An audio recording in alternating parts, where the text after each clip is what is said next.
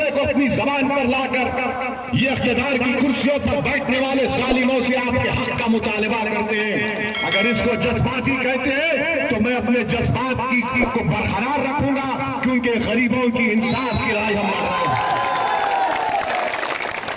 आप बताइए, 30 साल से 20 साल से मीठी मीठी बातें कर करके वोट हासिल किया गया।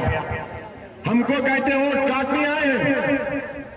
अब मेरे सवाल का जवाब दो पापियों कांग्रेसियों, सुनो तुमको सवाल करते जवाब दो। और मेरा सवाल बीजेपी के नरेंद्र मोदी और अमित शाह से भी है। मैं आज के इस जलसे से आपसे कहना चाहता हूं कि बिहार में मुस्लिम अक़लियत की आबादी 17% है। बिहार में आबादी 17% है। यादव भाइयों की आबादी 14%।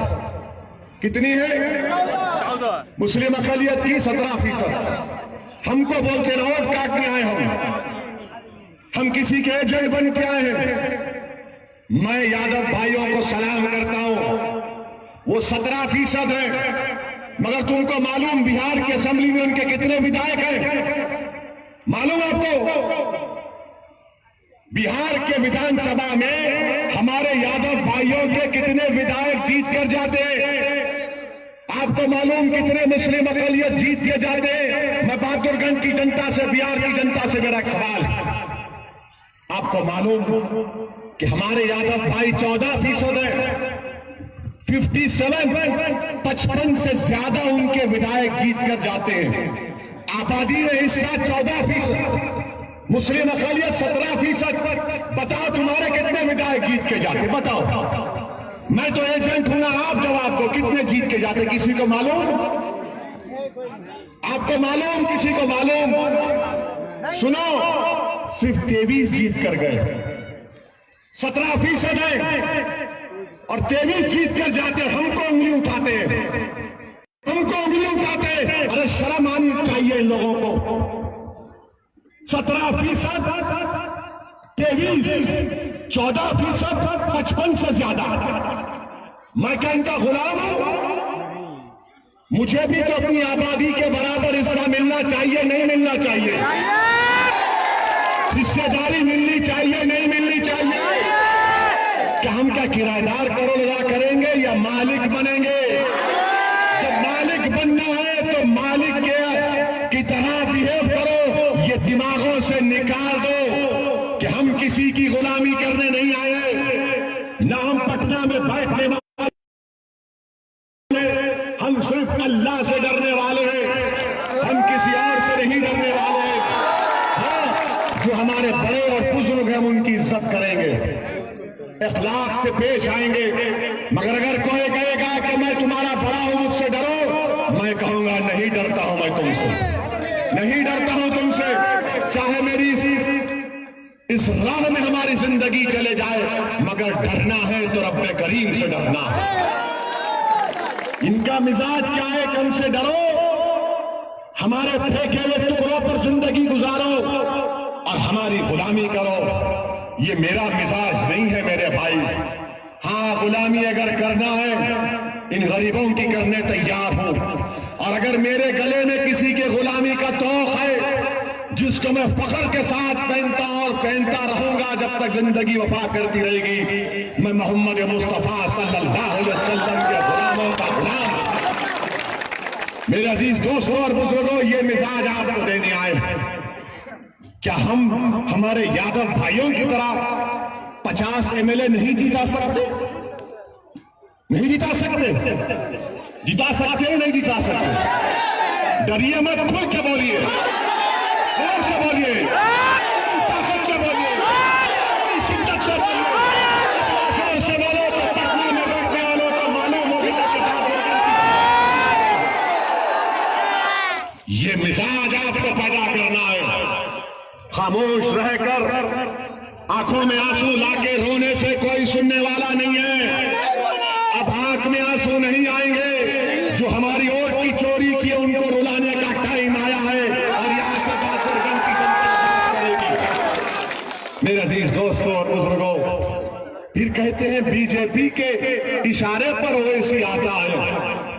याद रखो जालिमों, दुनिया में कोई ऐसा दौलतमंद नहीं है जो जीत सके। दुनिया में कोई ऐसा दौलतमंद नहीं है, क्योंकि मैं तो बिक चुका हूं, मैं तो बिक चुका हूं जन्नत के वक्त में, तू क्या खरीदेगा मुझे? हाँ, जो बिकने तैयार है वो बिकते हैं जिन्होंने बहादुरगंज की जनता को गरीब बना दिया। वो बिकाऊ है जिन्होंने यहां पर डिग्री कॉलेज कायम नहीं किया। वो बिकाऊ है जिन्होंने बहादुरगंज के किसानों का साथ नहीं दिया। वो बिकाऊ है जिन्होंने बच्चों को शिक्षा से महरूम कर दिया। वो बिकते हैं जिन्होंने बहादुरगंज में अस्पताल का इंतजाम नहीं किया। अरे हम तो का फिरौन और नमरूद भी होगा तो हम अपनी सुन्नत को अदा करेंगे और मजलूमों को आज हमसे कहते हैं। मेरे अजीज दोस्तों और बुजुर्गों, यकीनन बीजेपी को हराएंगे इंशाअल्लाह ताला। तुम हराए कांग्रेस लो बीजेपी को। हमको फिरका परस्त कहते हैं कि ओवैसी जहां पर जाता है नफरत फैलाता है। बताओ, मैंने अब तक जो कुछ बयान किया उसमें नफरत फैलाया या तुम्हारे हौसलों को बढ़ाया? नहीं, बताइए, खुल के बताइए, मैं तो नफरत फैलाया हूं। मेरे अजीज दोस्तों और बुजुर्गों, ये कहते हैं कि ओवैसी जहां जाता है बीजेपी को जिताता है। अरे हैदराबाद और तेलंगाना में हमारे कितने एमएलए हैं? 7 एमएलए। हैदराबाद में हमारे से 7 एमएलए, कोई मिनिस्टर नहीं है। मगर जब हैदराबाद में बाढ़ आई, 48 घंटे के अंदर जो 17 लोगों की मौत हुई, 48 घंटे के अंदर मरने वालों के एक एक परिवार को 5-5 लाख रुपए का चेक हम दिला दिए। हमारे हैदराबाद के कॉर्पोरेटर्स हैं यहां पर, एमएलए बलाला साहब हैं, ये आइए, मलकपेट के एमएलए हैदराबाद के। आपको मालूम उन्होंने क्या किया? इनके क्षेत्र में विधानसभा में पानी आया तो इन्होंने अपनी में जिस घर में पानी आया था कितना मुआवजा दिलाया मालूम आपको? नहीं। 16 करोड़ रुपये, 16 करोड़ रुपये दिलाए। और यहां का विधायक नहीं, वैसी बीजेपी का एजेंट। अरे तू क्या, तेरी जमात क्या ड्यूटी पे रखते हैं तुझे? गरीबों को मुआवजा नहीं दिलाते। 16 करोड़ रुपये हम जाने के बाद इनको रोक के पूछ लीजिए। 16 करोड़ रुपये खाली एक विधानसभा में। जिसके घर में पानी आया बोले 10,000 कैश ला कर दिए गवर्नमेंट। हम जाकर 7 एमएलए हमारे चीफ मिनिस्टर को बोले कि करना है। चीफ मिनिस्टर ने कहा बिल्कुल करूंगा, 24 घंटे में ऐलान हुआ और पैसे देना शुरू कर दिया। ये ताकत होती है, ये ताकत होती है। मिनिस्टर बनना ताकत नहीं है, गरीबों का हक दिलाना ये ताकत है। तौसीफ साहब, तुम मिनिस्टर तो नहीं बनोगे इंशाअल्लाह ताला। मेरा अंजर नहीं, इन बहादुरगंज की जनता का विधायक बनेगा और अल्लाह उसको मंत्री से ज्यादा इज्जत से नवाजेगा। वो जो पटना को जाएगा तो पटना की विधानसभा में जो भी मुख्यमंत्री होगा उसकी आंख में आंख डालकर अपनी गर्दन को सीधा करके कहेगा कि सीमांचल जिंदाबाद, बहादुरगंज की जनता जिंदाबाद। ये काम हमको करना है। ये कांग्रेसी हम पे इल्जाम लगाते। बताओ, बिहार में 40 लोकसभा की सीटें, कितनों पर तुम और राजद जीते? कितने जीते? एक भी नहीं। एक किशनगंज से जीता। वो भी क्यों जीता? हमारी वजह से। अगर हम 3 लाख वोट नहीं लेते, 3,25,000 जेडीयू लिया, 3.5 लाख कांग्रेस लिया, अगर हम नहीं लड़ते तो वो 3 लाख 2 लाख से जीत जाता। अरे हम लड़े तो जीते ना। मगर अब विधानसभा का इलेक्शन है। अब आपको 7 तारीख के दिन अपना एक वोट अंजर नियामी के हक में देना है।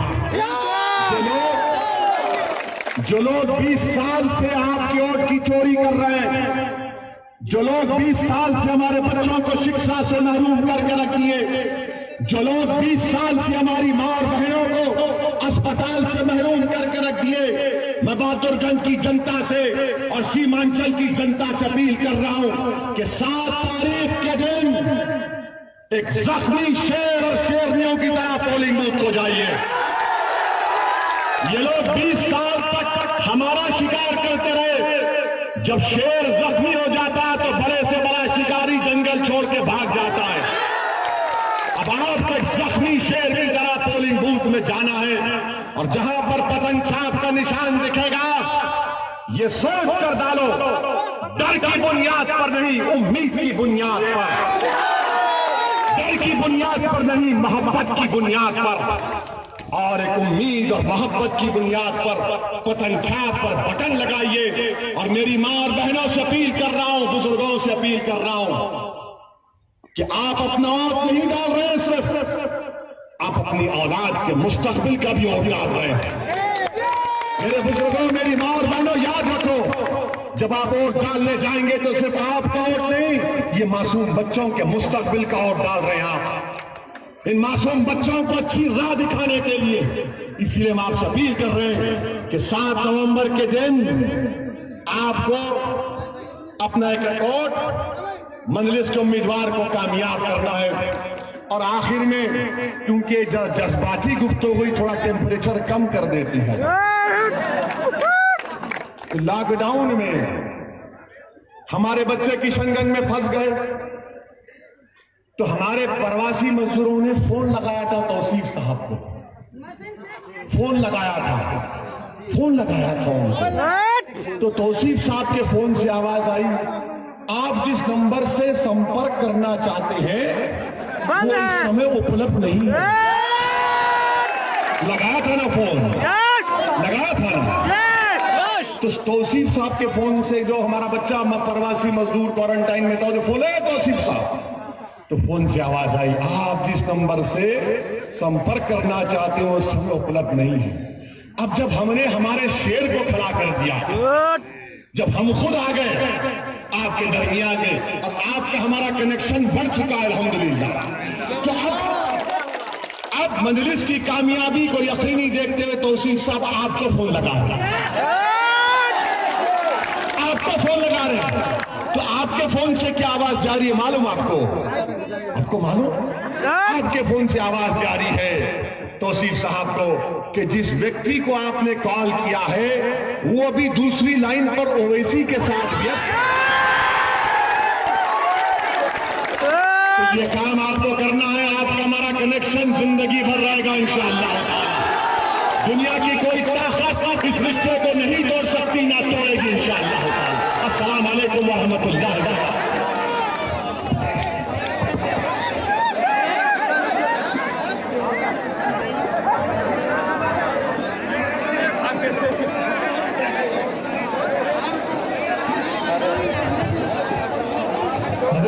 आप लोग रुक कर जाए, क्योंकि हमारे जो बहादुरगंज विधानसभा के जो एमएलए हैं जनाब अंजार रहीमी साहब अपनी बातों को रखेंगे, इसलिए सभी लोग रुक कर जाएं।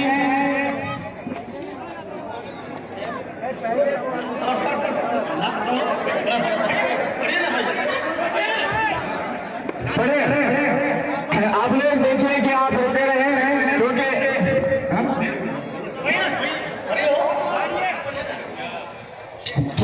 सितम पे सितम हम पे ढाए गए, इस तरह हम भी क्यों आज़माए गए।